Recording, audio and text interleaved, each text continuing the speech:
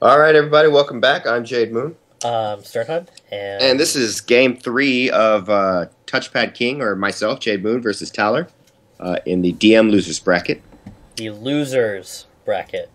Right, and we're here on Neo Planet, which is one of the new ladder maps. Oh, this is a new ladder map. Yes, um, and I don't know how I feel about this map. It's interesting because there's no Zonaga watchtower in the center, Right. or on the sides, or anywhere. Yeah. But so wait, who chose this map? You chose this map, right? Because I chose this map because right. I just, there it was. It was a map. Decided to choose it, right? And it's interesting because third base is kind of out of the way while still being in a decent location. Oh no, it's out of the way. That's not a decent location. Yeah, it's actually, like, you're right. You're right. That's definitely out of the way. That's OTF, you know. And then you have kind of this shared crater for gold bases. So good luck trying to procure those. That would definitely be tough, and especially with the gold base like being on the low ground to a high cliff, makes it extremely difficult for you to like be able to mine from it because someone can just put like a tank up on the high ground and stop your mining completely.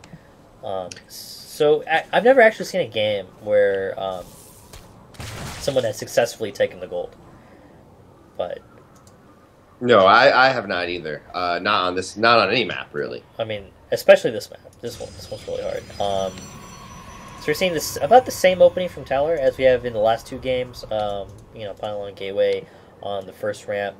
No fast expands, nothing too fancy, just pretty straightforward. Yourself, we're looking at I think that was a 15 pool? 14 pool. 14 pool, okay. And then I'm actually going just standard play here. I'm just going to try and go for an early expansion and drone up. Right. So, drone versus probe. Drone runs away. Yeah, that's shields are OP.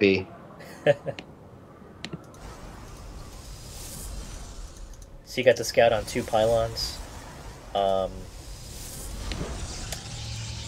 Cybercore. Pretty straightforward. Yeah, pretty standard for Talir.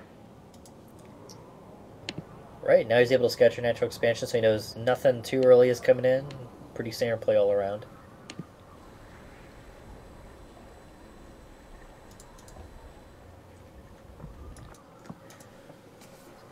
So let's see, he's got the I think this is the same exact opening as before in last 2 games. So he's got the second gateway coming up. He's probably going to come up with a third gateway in just a moment. He's even got the 3 pylons positioned the same way on the ramp, which is kind of interesting to position them like that. Well, I think he's afraid of losing the pylon that happened in the first game. Right, yeah, that's a smart thing to do, for sure. And now he's got the warp gate tech going. Right, you've got the 2 gases going and a roach warren, so that probably tells us you might be popping a layer pretty soon for roach speed. Definitely going early roaches either way. Yeah, it's odd for me not to get gas until the second hatchery is almost all the way up. Right. It's not a place I feel comfortable really. Yeah, I think with Zerg you definitely don't need to get gas too early, at least versus Protoss. Because like the Protoss, like their attacks come out a little slower than a Zerg player. So you're definitely like safe all around. So there's the third gateway, as predicted. The warp gate research, all sorts of good stuff.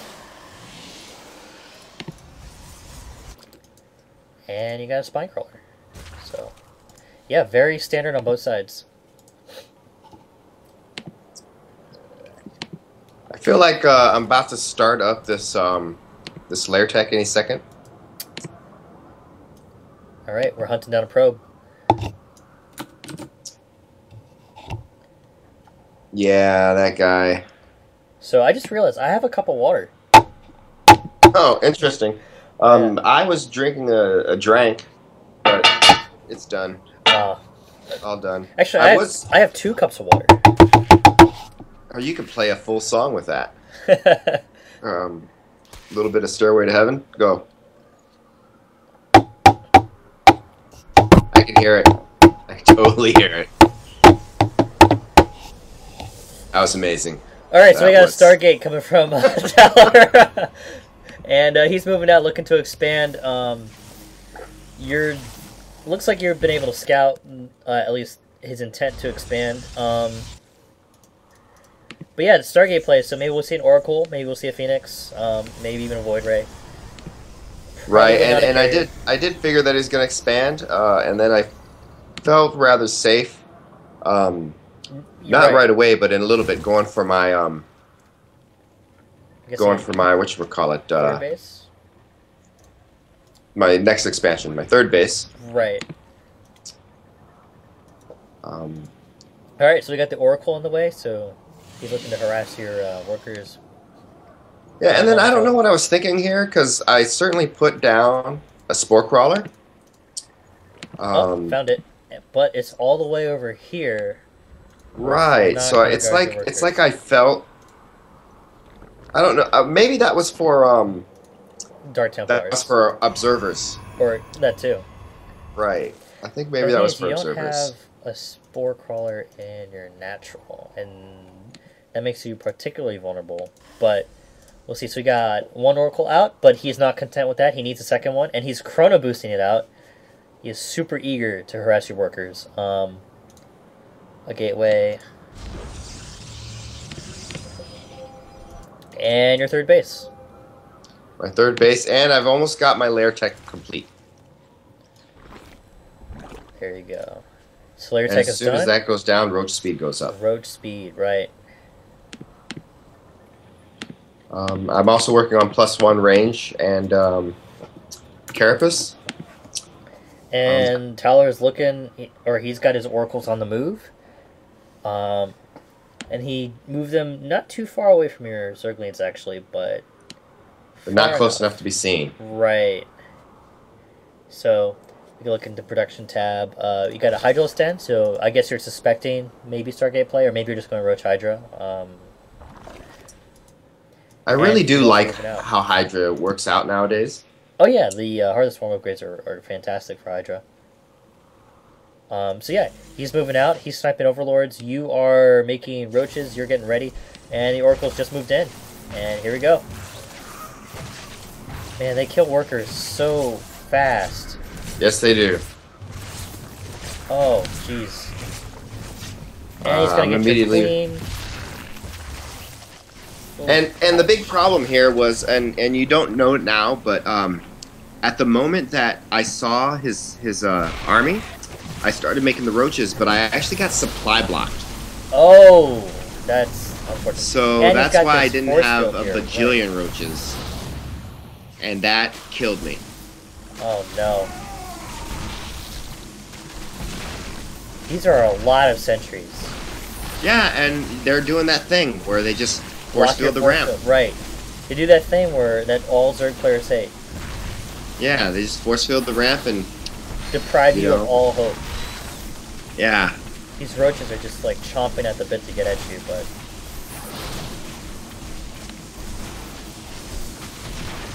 it would really suck to be a roach that was like born at the natural expansion while it's under attack. Like you come into life and that's it. Yeah, I don't even know what to do here, you know, like pretty much the game is lost at this point.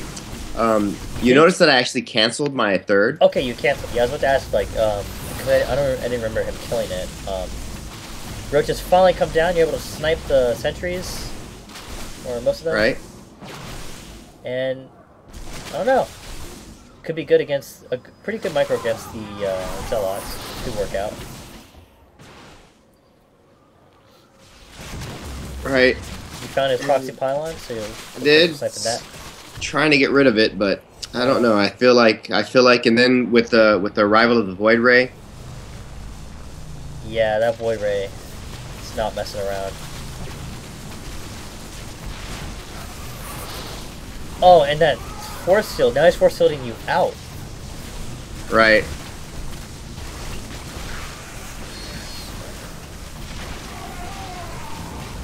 I think this is every Zerg player's nightmare.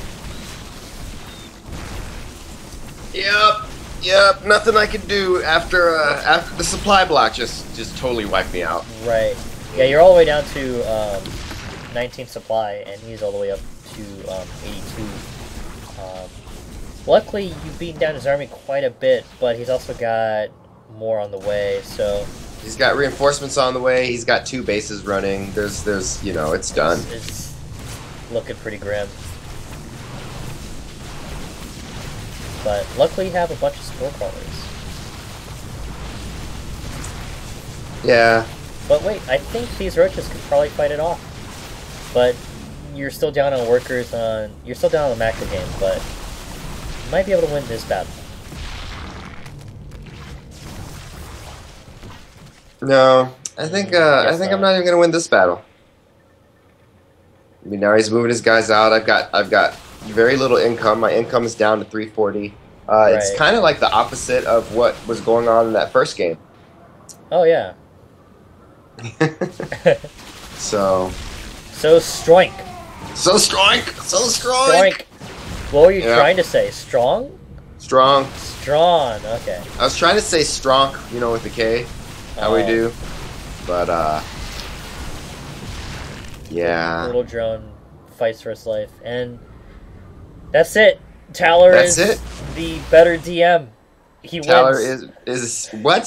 Whoa. That's quite a stretch. He is the victorious DM. He has clearly exerted his superiority over JaydeMoon. Yes, apparently if I am not a cheeser, I will lose. Absolutely. Horrible. Terrible. All right. Well, hey, that's this set of games, and I think we have another set of games available. Yeah, we have Caster versus Kratalos on the way.